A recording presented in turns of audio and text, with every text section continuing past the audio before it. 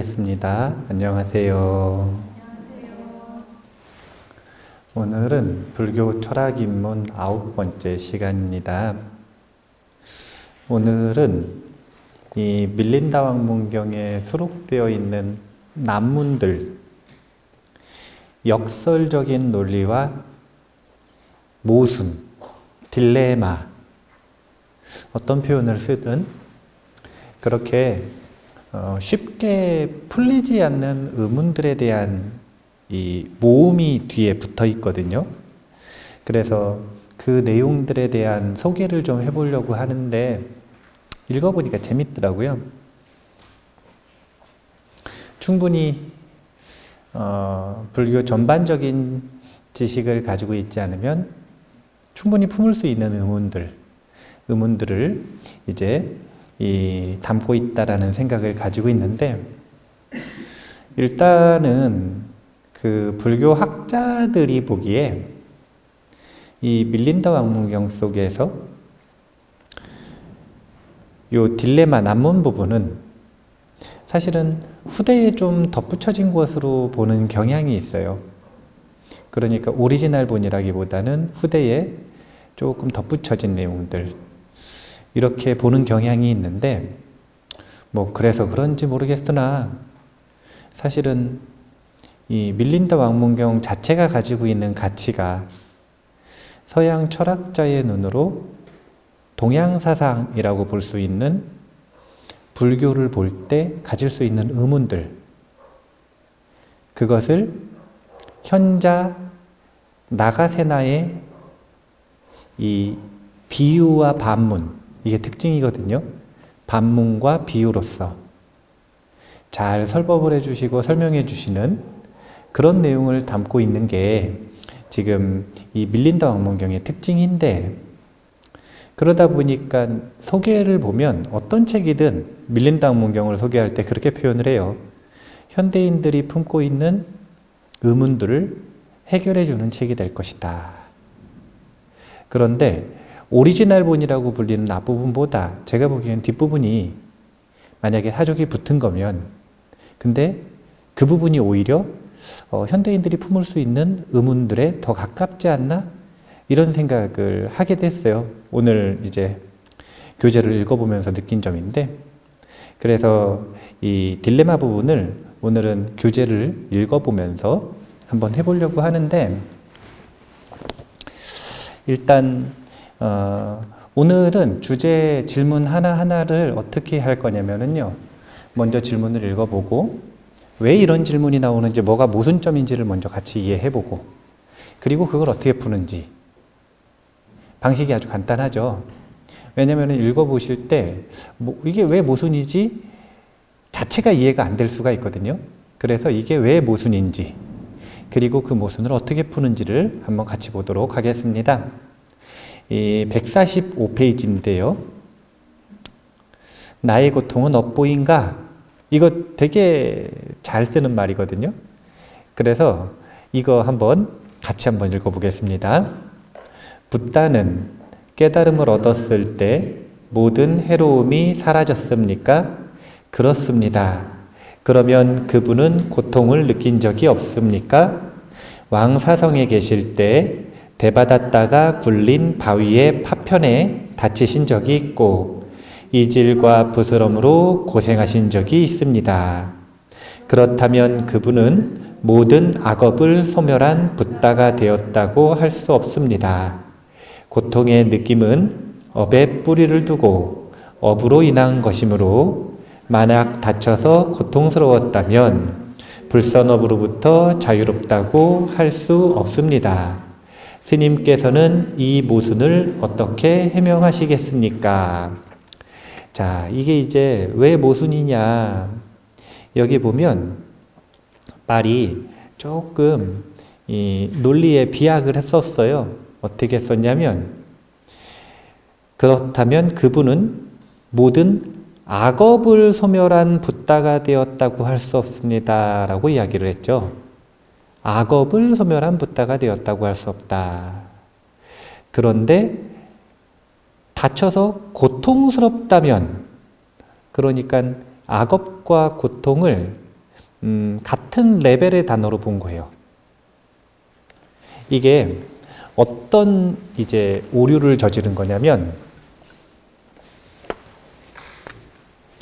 이렇게 생각을 한 거예요. 그러니까 차라리 만약에 불교에 대해서 지식이 전혀 없으면 이런 의문을 가질 필요가 없어요. 그리고 이것이 모순되었다라는 생각을 못할 수도 있어요. 그리고 모순되었다고 하면 질문이 달라지겠죠. 달라질 거예요. 그런데 불교에 대한 지식이 있으니까 어떤 지식을 알고 있는 거냐면 선업과 불선업이 있는데 이 선업과 불선업은 뭔가 형이상학적인 도덕률에 의해서 선을 정하는 게 아닙니다. 선을 정하는 기준 자체가 부처님께서는 이 선을 정하는 기준이 첫 번째는 가변적이에요. 어떤 행위가 무조건 선이 아니에요. 또 어떤 행위가 무조건 불선, 악이 아닙니다. 첫 번째 기준은 뭐에 의하냐면 1번, 의도에 의해서 결정이 돼요. 그래서 겉보기의 행동이 어떻든 상관없이 그 속 마음의 의도가 어떤지에 따라 선업과 불선업이 결정이 되는 겁니다. 그러니까 딱 떨어지는 걸 바라는 사람에게는 굉장히 모호한, 왜냐면 의도가 보이질 않으니까요. 그 다음에 이 의도에 의해서 무엇이 결정되는 거냐면 업의 결과가 결정이 돼요. 무슨 뜻이냐면 이 의도가 선하면 어떤 결과가 나오는 거냐면 행복이 나오고, 이 의도가 불선하면 무엇이 나오냐면 고통이 나오는 거예요. 이게 인, 과의 관계입니다. 그래서 아주 단순하게 놓고 보면 선업은 행복이다, 불선업은 고통이다, 이렇게 생각을 할 수가 있어요. 왜냐하면 사과 씨앗, 사과 나오고 배 씨앗, 배 나오고, 이게 틀리지는 않잖아요. 그런데 지금 어떻게 한 거냐면 요 층하고 요 층을, 층이 다른데, 왜냐하면 지금 인과 과는 연결성이 있지만 같은 건 아니거든요. 사과 씨앗하고 사과가 같진 않잖아요. 만약에 같으면 우리가 사과 씨앗 까먹지, 왜 사과를 까먹어요? 누가 사과 씨앗 버리면 다 주워가지고 사과 씨앗만 까먹어도 맛있을 거 아닙니까? 같으면? 다른 거거든요. 연결성이 있을 뿐이지, 명확한 연결성이 있을 뿐이지 둘은 다른 거예요. 그런데 질문을 어떻게 했냐면, 만약에 고통이 생겼다면 그 고통이 무조건 불선업, 악업 때문에 온 거니까 모든 악업을 소멸한 붓다라고 할 수가 없을 것이다. 지금 질문을 이렇게 해버렸어요. 그러니까 이 고통은 무조건 뭐로부터 온다? 악업으로부터 온다? 라고 단정짓고 딱 생각을 해버리는 거예요. 지금 여기에 이미 오류가 있어요. 여기에. 왜냐하면 불선업과 고통은 연결성이 있지만 다르기 때문에요. 그런데 이제 이 밀린다 왕은, 아니 나가세나 존자는 이런 측면을 논파하기보다는 다른 이야기를 통해서 문제를 해결을 해 주십니다.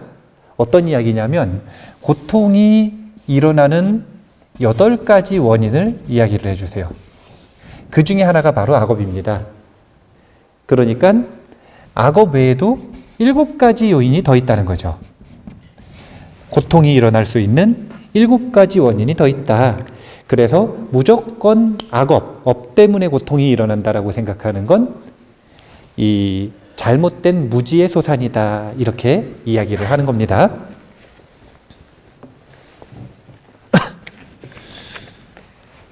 뒤에 한번 읽어볼까요?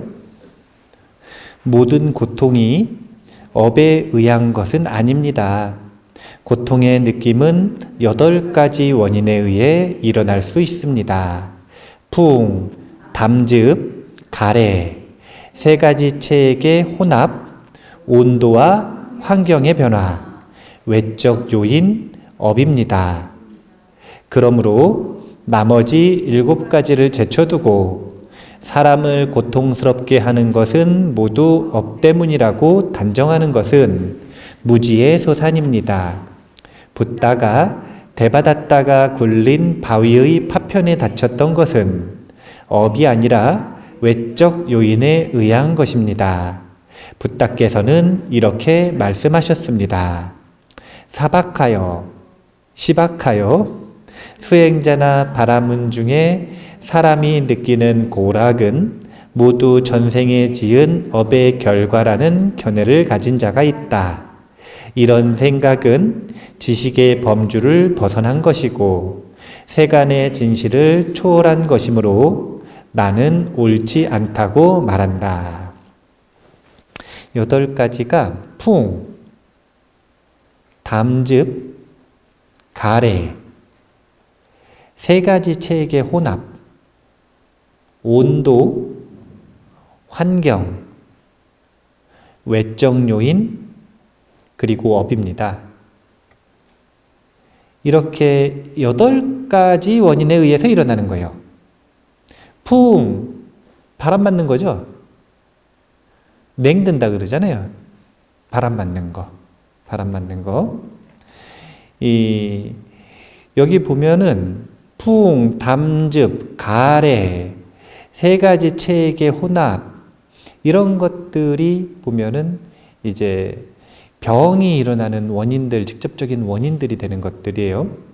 그리고 외적 요인, 이런 것들이 요즘으로 치면 바이러스, 이런 것들이죠. 바이러스.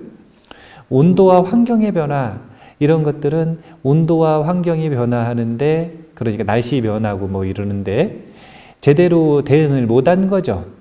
예. 그러니까 여기 보면 외적 요인들이에요, 사실은. 이런 외적 요인들이 업 외의 외적 요인들이 7가지나 된다는 거예요. 7가지나. 그래서 무조건 업 때문이다, 고통은 업 때문이다, 이렇게 생각하는 것은 무지의 소산이다. 그렇게 생각을 하면 의사들이 싫어할 거예요. 의사들이 싫어할 겁니다.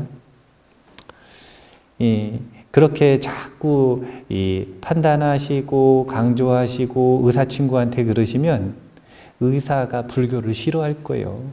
예. 이상하게 볼 수 있어요. 이게 부처님은 그렇게 말씀하시지 않았기 때문에 우리가 이 불선업, 악업에 의해서 생기는 병과, 그러니까 생기는 고통과 그 외의 요인들에 의해서 생기는 병, 고통을 구분해서 알아야 돼요. 그러니까 예를 들면 이런 거예요. 나머지 앞에 7가지 원인에 의해서 일어나는 병이 있죠. 이런 병들은 병원 가면 진단이 나올까요? 안 나올까요? 나와요. 근데 병원 가도 진단이 안 나오는 병들이 있습니다. 보면은 몸이 멀쩡한데 아파. 그런 것들을 보통 업병이라 그러는 거예요. 보통 그런 것들을 업병이라 그러는 거예요. 또는 신병이라고도 해요. 신병.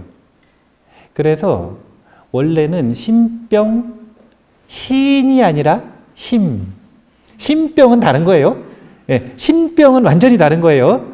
예, 신 받아야 되는데 안 받아서 생기는 게 신병. 예, 그건 완전히 틀린 거예요. 그거 말고 마음 때문에 생기는 병, 그리고 업병. 원래는 예전에는 의사들이 신병도 싫어했어요. 신병이라고 하는 요인도 인정하지 않았었어요, 원래는. 기본적으로 의사들은 특별히 자기가 의사가 되기 전에 무슨 종교를 가지고 있거나 자기만의 뚜렷한 철학을 가지고 있지 않으면 유물론자에 가까워질 수밖에 없는 환경에 놓이는 거예요. 왜냐하면 서양의학이라고 하는 것 자체가 사람의 신체를 하나의 기계처럼 보고 객관적으로 딱 떨어뜨려 놓고 그것을 치료하는 것이 기본 태도이기 때문에 이 몸을 단순히 물질로 본단 말이에요. 그런 태도들을 훈련을 받고 또 그렇게 해야 이제 우리가 그 몸을 치료를 할 수가 있으니까요. 그러니까 그 태도 자체가 유물론에 가까운 태도예요. 유물론에. 그러니까 몸에 병이 생겨요. 그런데 물질에 의해서 생겨야 돼요? 비물질에 의해서 생겨야 돼요? 물질에 의해서 생겨야 되잖아요. 자기들의 완전한 지식 범위에 있지 않은 마음에 의해서 생긴다라고 하는 것 자체가 납득이 잘 안 되는 거예요. 그래서 예전에는 신병도 병의 원인으로 인정을 하지 않았었다. 업병은 저희 말할 것도 없이 인정을 안 하고요. 신병 이것을 인정을 하지 않았단 말이에요. 그런데 최근에는 이제 심인성 질환이라고 하는 명칭이 정확하게 생기지 않았습니까? 심인성 스트레스를 원인으로 해서 생기는 질병들. 그러니까 유물론자들이 모든 것은 물질에 의해서 일어난다라고 말하는 것과 똑같이 극단적인 게 뭐냐면 유심론자들이 모든 문제의 원인은 어디 있다? 마음에 있다. 이렇게 생각을 하는 것 역시 극단적인 태도인 거예요. 그것도 무지의 소산입니다. 전부 무지의 소산이에요. 그래서 심인성 질환이라고 하는 이제 여러 가지 요인들 중에 질환의 한 가지 요소가 포함이 된 거예요. 거기다가 또 요즘에는 업병에 여러 가지 병들이 있을 수가 있는데 업병 중에서도 또 아주 독특한 병이 하나 있지 않습니까? 비잉의 뭐 이런 거 있잖아요. 비잉의 이런 것들도 또 보니까 정식으로 등록이 됐대요. 네, 정식으로 등록이 됐어요. 뭐 세계보건기구 뭐 이런데 정식으로 이제 이 질병으로 등록이 됐더라고요. 그러니까 뭔가 업병의 여러 가지 것들도 점점 연구가 되면 연구를 통해서 어느 정도 보편적으로 어떤 특정한 사람들한테 나타난다라고 하는 것들이 뭔가 좀 결과가 생기면 인정을 해주는 거예요. 그런 식으로 병의 원인이 여러 가지로 점점 늘어나고 있는데 그 중에서 하나일 뿐이에요. 업병은. 그러니까 원인을 못 찾는데 이유가 없는데 아프다. 이런 경우가 아주 사실은 소수의 경우인 거지. 대다수는 앞에 있는 7가지 요인에 의해서 아픈 것이다. 그렇기 때문에 대다수의 원인을 차지하는 하나라면 일반화를 시켜도 나름대로 이해를 할 수가 있는데 8가지 중에 대다수도 아니고 소수의 원인을 차지하는 걸 가지고 무조건 그것 때문이다라고 말하는 건 안 된다. 그래서 무조건 무슨 뭐 업 때문이다 이렇게 말하면 안 돼요. 또 유심론 무조건 모든 건 마음 때문이다. 일체유심조 그래가지고 그거는 이제 일체유심조의 뜻을 모르는 거거든요. 거기서 말하는 마음이 우리가 쓰는 마음인 줄 알아요. 그게 아니에요. 유식불교에서 말하는 마음은 물질을 포함하고 있는 개념이에요. 물질도 마음의 이 공동작업에 의해서 영향을 받고 창조된다라고 하는 논리 과정을 설명하고 있기 때문에 사실은 유식불교에서 말하는 마음은 물질과 비물질 포함, 통틀은 개념이에요. 그리고 현상화된 것과 현상화되지 않은 것들을 통틀은 개념이에요. 그래서 이제 일체유심조 이거를 우리가 그냥 흔히 쓰는 뭐 생각, 감정, 스트레스 이런 거라고 생각을 해서 그것 때문에 전부 문제가 생긴다. 이렇게 말하는 것도 무지의 소산이다. 또 있어요. 뭐가 있냐면 아파요. 문제가 생겼어요. 그래가지고 열심히 원인을 찾으려고 했는데 못 찾았어요. 그래가지고 어떤 스님한테 갔더니 그 스님이 뭐라 그러셨냐면 전생의 업 때문이다 그랬어요. 그럼 이제 그다음부터 어떻게 되냐면요. 무슨 문제만 있으면 전생의 업 때문이라. 무슨 문제만 있으면 전생의 업 때문이에요. 아이고 내가 전생에 무슨 죄를 지었길래. 아이고 내가 전생에 뭘 했길래. 아이고 내가 빚이 얼마나 많길래. 무조건 또 전생의 업 때문이라고 말하는 것도 역시 무지의 소산이다. 무지의 소산이다. 전생의 업 때문에 바이러스가 내게 왔다. 뭐 찾고 찾으면 연결성이 없진 않겠죠. 근데 그런 식으로 치면 제가 지금 말하는 건 저 아프리카에 있는 커피 콩 때문이거든요. 뭐든지 연결이 되는 거라 세상의 만물은 연결되어 있으니까 그렇게 억지로 찾으면 뭐든 이유를 갖다 붙여도 다 맞는 이야기거든요. 그래서 간접적인 원인인 연과 직접 원인이 되는 인을 구분하는 겁니다. 그래서 그 인에 해당되는 것들을 정확하게 봐야 되는데 무조건 거기다가 전생 때문이다. 이렇게 갖다 붙이는 건 안 된다. 이런 것들이 전부 다 결정론이에요. 결정론.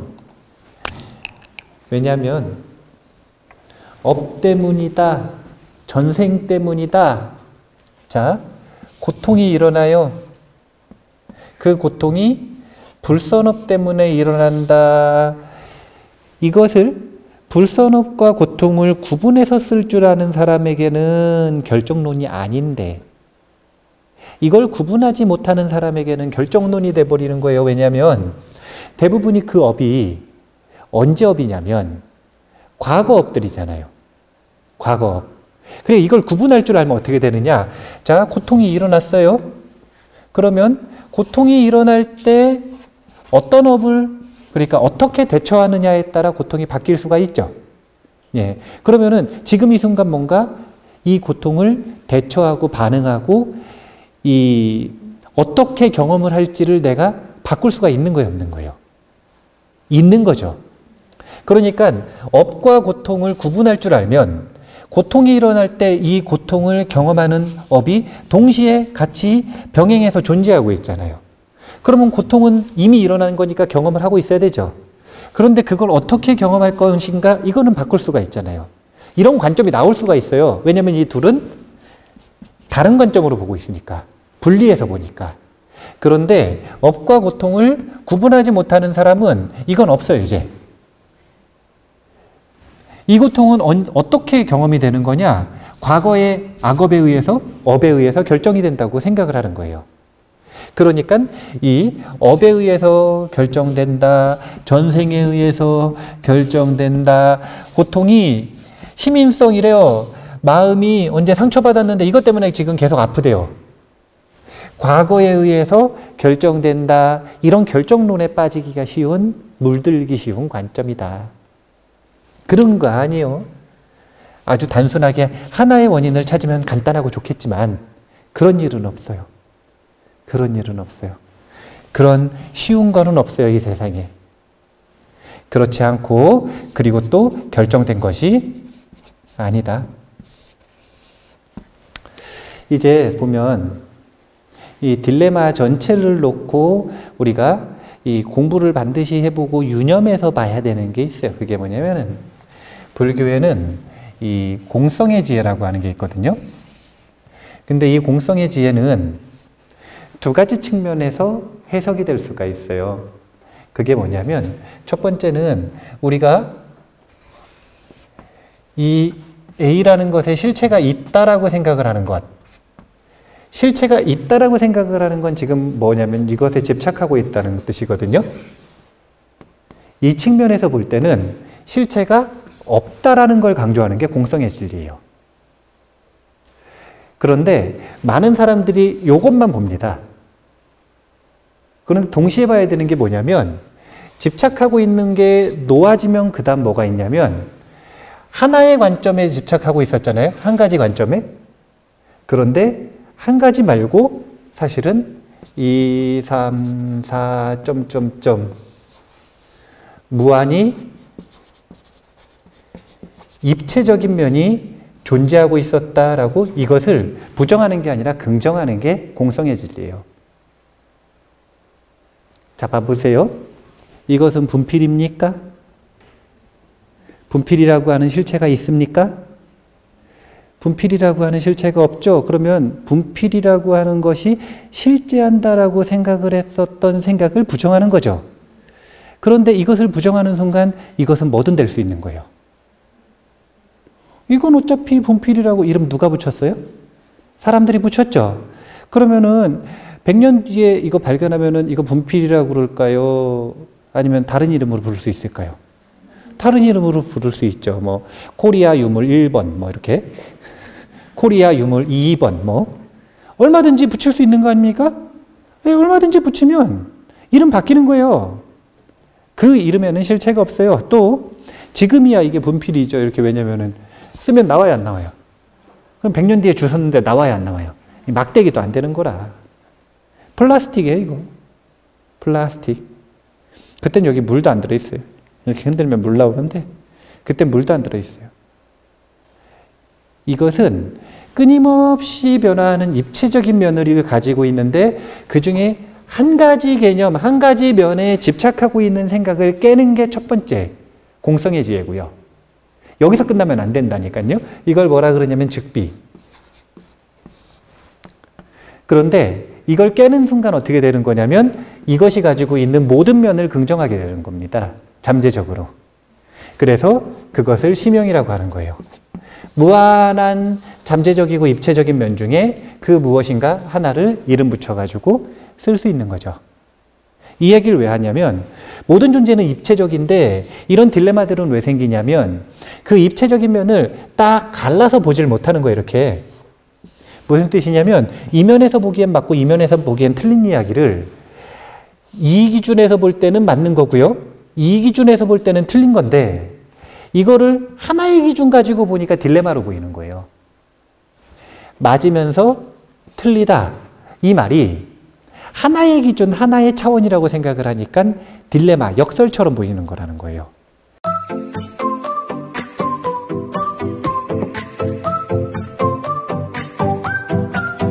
그것을 정확하게 어떤 기준에서는 맞다고 했고 어떤 기준에서는 틀리다고 했는지를 찾아낼 수 있으면, 그러니까 모순을 찾아내는 방법이 이런 거거든요. 정확하게 찾아낼 수 있으면 전혀 모순되지 않는다 라고 하는 걸 알 수가 있는 거예요. 그래서 이런 역설과 딜레마에 빠지는 이유, 이런 것을 의심하는 이유는 사실은 뭐라고 표현할까요? 대충 한다 이건 좀 그렇고 좀 아는 게 어설퍼서 어설프게 한다. 어설프게 알아. 선무당이 사람 잡는다 이런 표현 쓰잖아요. 어설프게 알아서 그러는 거야. 어설프게. 모르면 전혀 딜레마가 아니에요. 첫 번째. 두 번째, 잘 알면 완전히 갈라가지고 모순이 아닌 것을 알게 됩니다. 그런데 어설프게 알면 이것이 딜레마, 모순으로 보이는 거죠.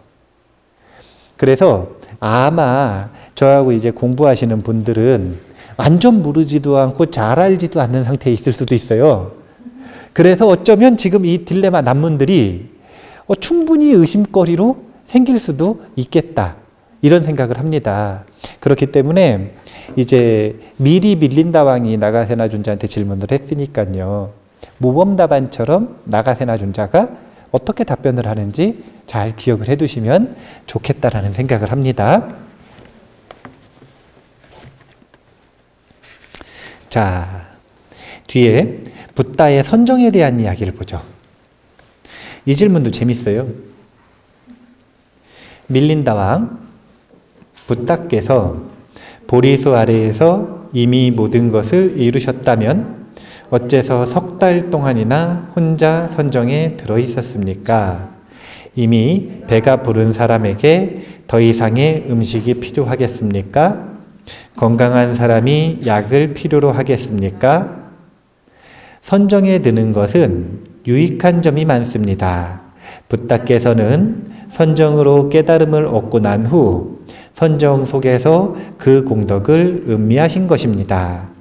예를 들면 고통 속에 살던 환자가 어떤 음식을 먹고 병이 나은 후에도 그 음식의 공덕에 감사하며 계속해서 그 음식을 먹는 것과 같습니다. 중생들이 선정으로부터 얻는 공덕은 28가지입니다. 그러니까 그런 거죠. 이거는 또 어떤 생각이냐면 이런 생각이에요. 이제 부처님에게 공부를 하는 것은 이 아라한이 되고자 하는 것이고, 아라한이 되는 것까지 욕심이 없다면 행복하기 위해서예요. 그런데 천상의 행복을 누리든 이 생에서 쾌락을 누리든 아니면은 아라한의 행복을 누리든 상관없이 공통적으로 배워야 되는 과목이 있어요. 근데 어떤 길을 가느냐에 따라 필수 과목과 선택 과목으로 나뉠 뿐이에요. 그런데 그 과목은 3가지밖에 없는 거예요. 그게 뭐냐면 3학인데,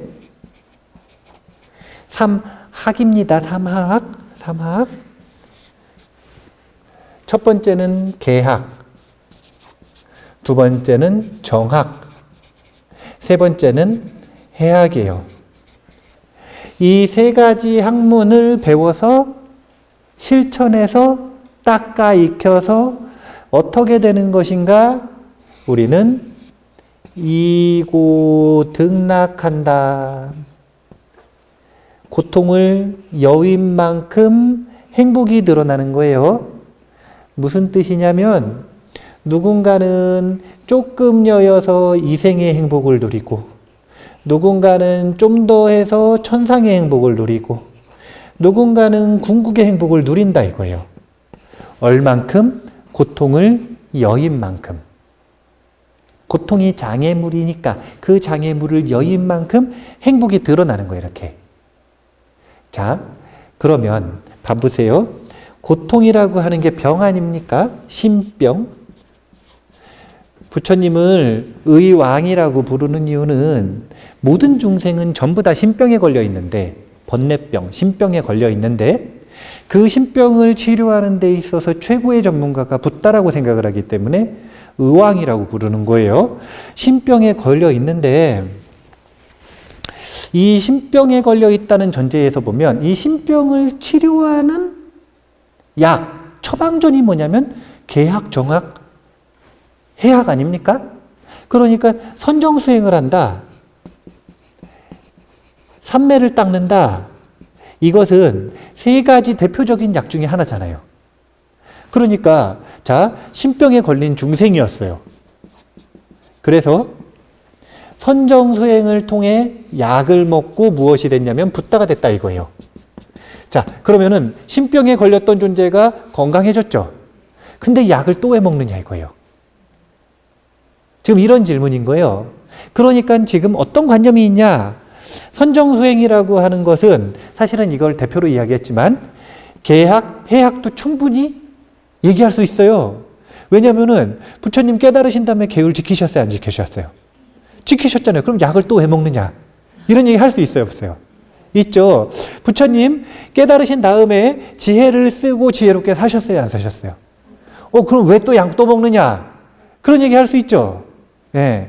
그러니까 지금 정학만 놓고 이야기할 때보다 좀 더 분명하게 계학하고 해학까지 적용을 해보니까 약간 논리가 좀 유치하지 않나요? 어떤 논리가 있는 거냐면 아까랑 비슷해요. 아까도 보면은 이렇게 얘기했잖아요. 불선업은 고통이다. 이렇게 단순하기를 바라는 거예요. 그거 아니잖아요? 그것처럼 여기서도 보면은 정학은 뭐냐면 약이다. 신병을 치료하는 약이다. 이런 관념을 가지고 있는 거예요. 그러니까 우리가 일반적으로 약이라고 생각하는 일반적인 약들 있잖아요. 그런 약들은 병 낳고 나면 안 먹으니까 그걸 그냥 그대로 적용을 해가지고 왜 또 약 먹느냐? 그거 이상한 일이다. 병 못 나은 거 아니냐? 그런 논리를 피는 거예요. 그러니까 저 같으면 무슨 말도 안 되는 소리냐? 이제 이 정학이랑 약이랑 어떻게 같느냐? 이런 얘기를 하겠지만 나 같은 존재는 자비로운 분 아닙니까? 그러니까 약의 비유를 약의 비유로서 얘기를 하시는 거예요. 그게 뭐냐면 자, 우리가 감기약을 먹는다고 생각을 해보죠. 자, 세상에 감기약이라는 건 있어요, 없어요? 없죠. 감기약은 없대요. 그냥 해열제. 이거 해열제, 이건 열 떨어뜨린 거지. 감기 바이러스를 치료하는 약이 아니에요. 감기약은 없거든요. 하지만 감기 약으로 먹는 약들이 있죠. 예. 그래서 예를 들어서 해열제가 들어간 걸 먹는다고 생각을 해보세요. 이 약을 놓고 생각을 해보면 이거는 감기 걸렸을 때 먹어요? 열 안 나고 감기 안 걸렸을 때도 먹어요? 그러니까 그런 증상이 있을 때만 먹는 거죠. 건강해지면 이 약 먹으면 오히려 부작용이 나요, 안 나요? 지금 이런 관점으로 물어본 거 아닙니까? 그런데 감기약을 처방을 해달라 그러면은 외국 가면은 감기약을 안 주고 오렌지 주스를 먹으라 그런대요. 첫 번째 감기 걸리면 일주일 휴가를 낸다. 그래서 집에서 누워가지고 자다가 오렌지 주스 데펴서 먹고, 자다가 오렌지 주스 데펴서 먹고, 자다가 오렌지 주스 데펴서 먹고, 그렇게 푹 쉬고 나면 낫는다. 이렇게 처방을 해준대요. 자, 그러면 오렌지 주스를 약으로 지금 저희 처방을 해주지 않았습니까? 이것도 약이에요. 자, 생각을 해보죠. 건강해졌어요. 건강해졌을 때 오렌지 주스 먹으면 안 돼요? 그러니까 약에도 이런 종류가 있다는 거예요.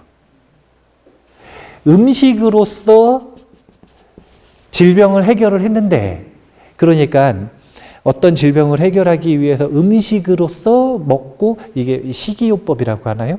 식이요법을 통해 가지고 질병을 해결을 한 거예요. 그러면 식이요법을 통해서 그 질병을 해결하는 데까지 시간이 좀 갔을 거 아닙니까? 그러다 보면은 그 음식에 좀 익숙해질 수 있어요, 없어요? 예, 그러면 그 익숙해지면 맛이 있어요, 없어요? 맛이 있죠. 이제 맛이 없는 건 비만을 해결을 할 때는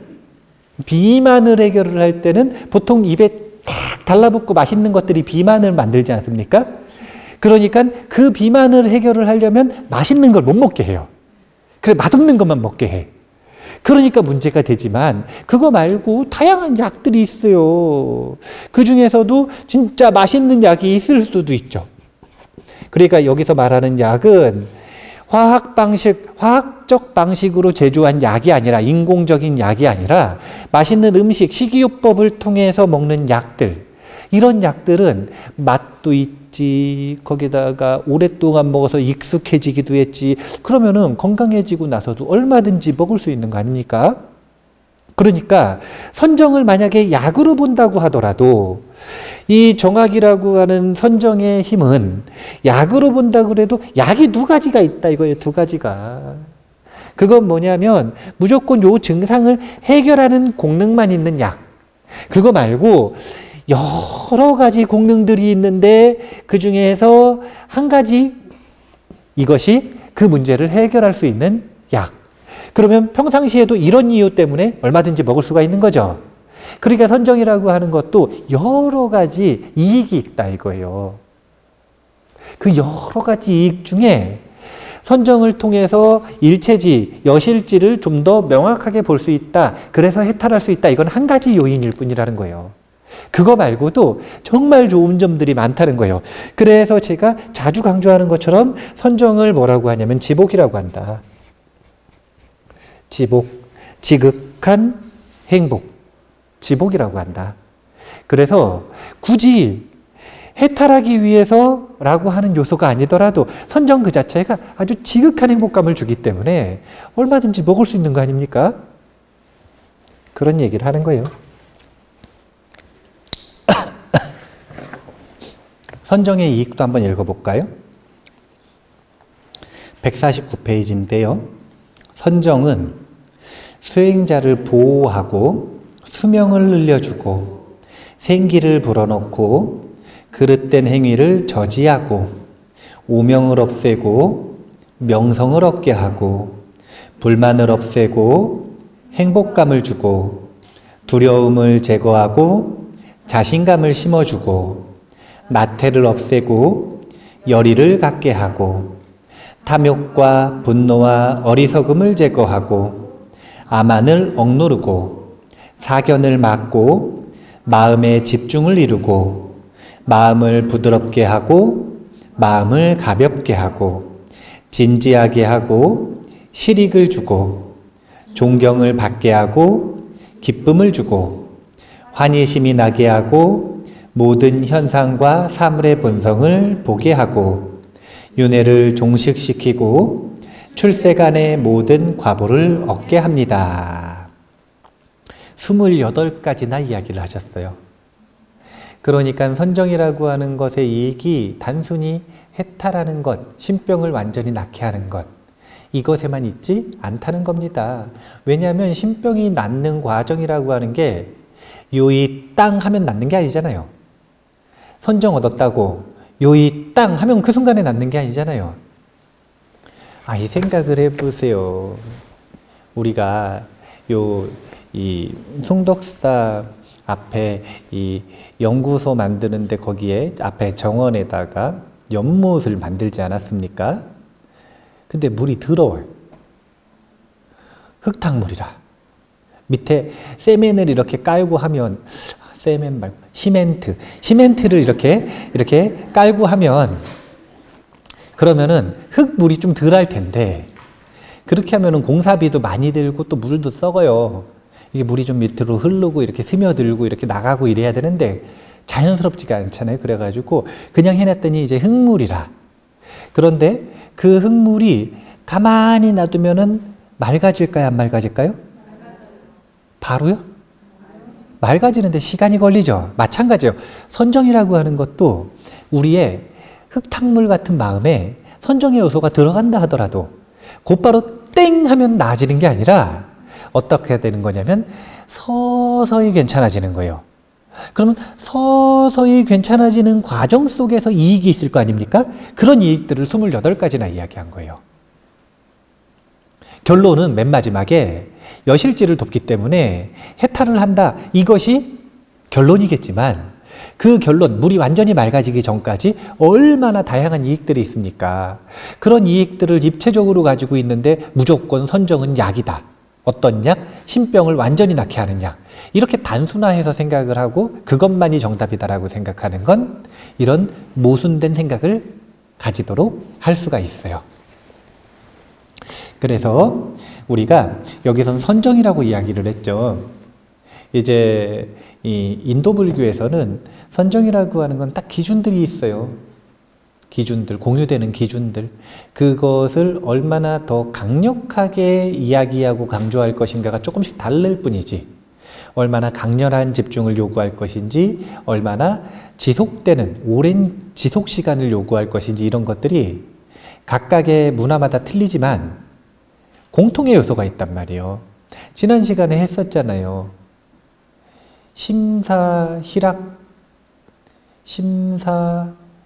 심사희락지였나요? 심사희락정이었나요? 심사희락정.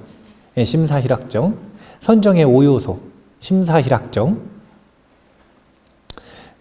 그것이 이제 공통된 요소인데, 그런 요소로서 온전히 강렬히 집중되어 있는 상태를 선정이라고 부르지만, 지금 여기 보면 마음을 집중을 이루게 한대요.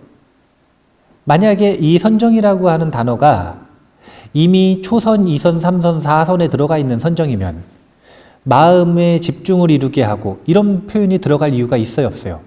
없죠. 그게 아니라 선정 수행을 하는 이익인 거예요.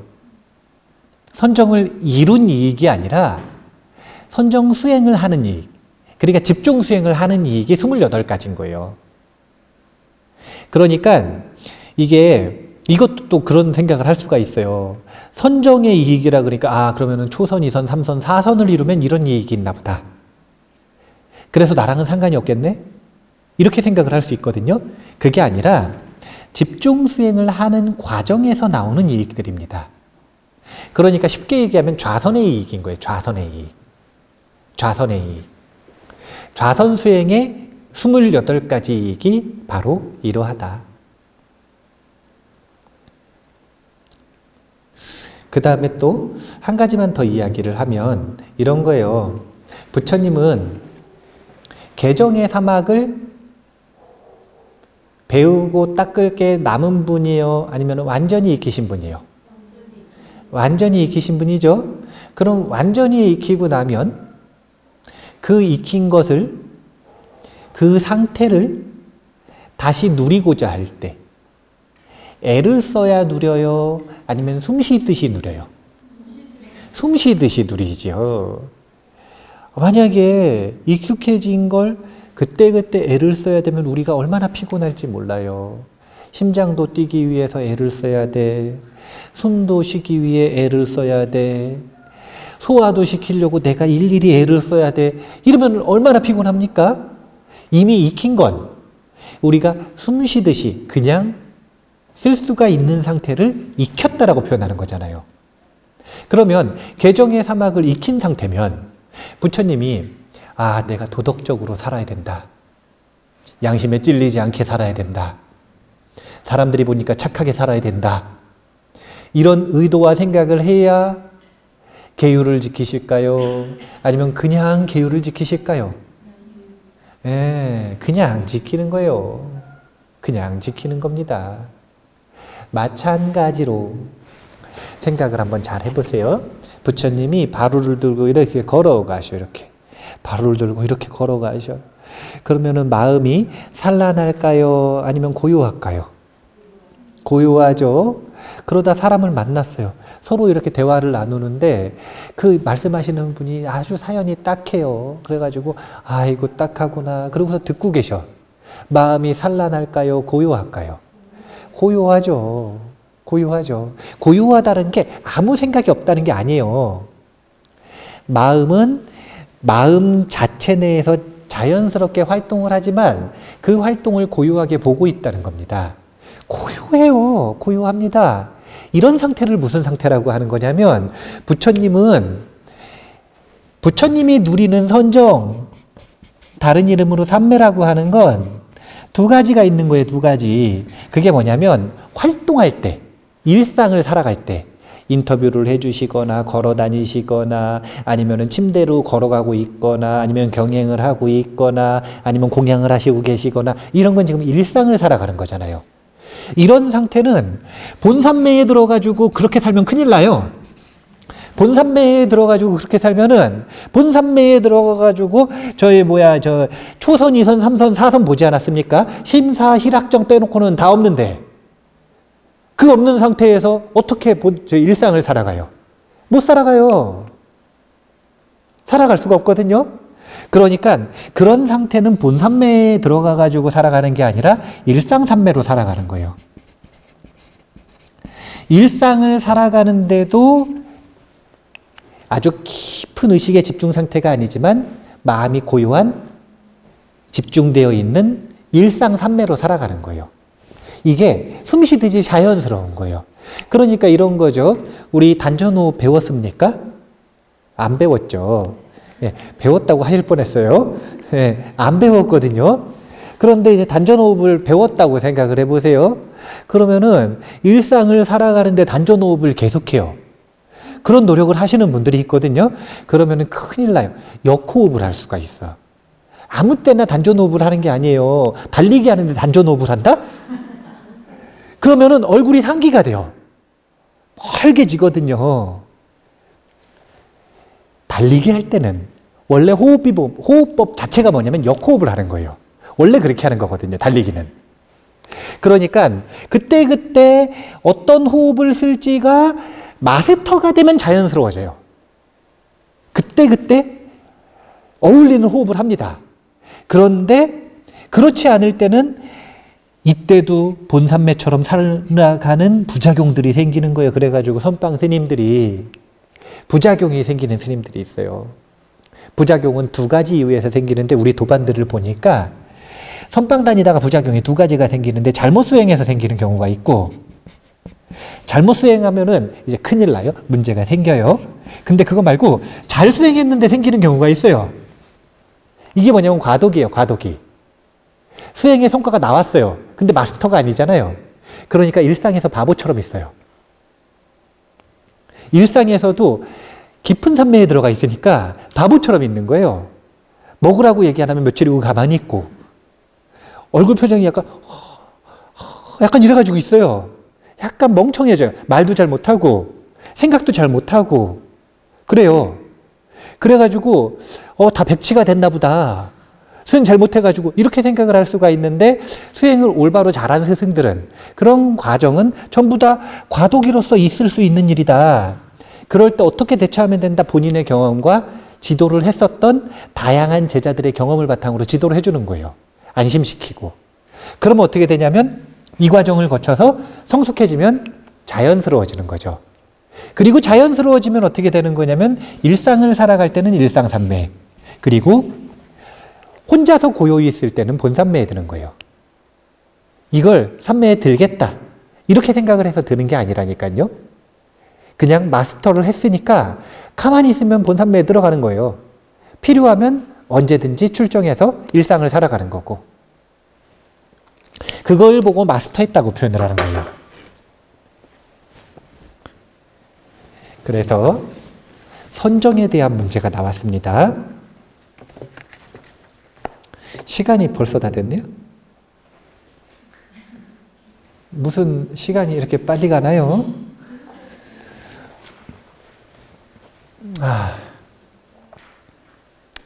첫 번째 시간을 정리를 해야 되는데요.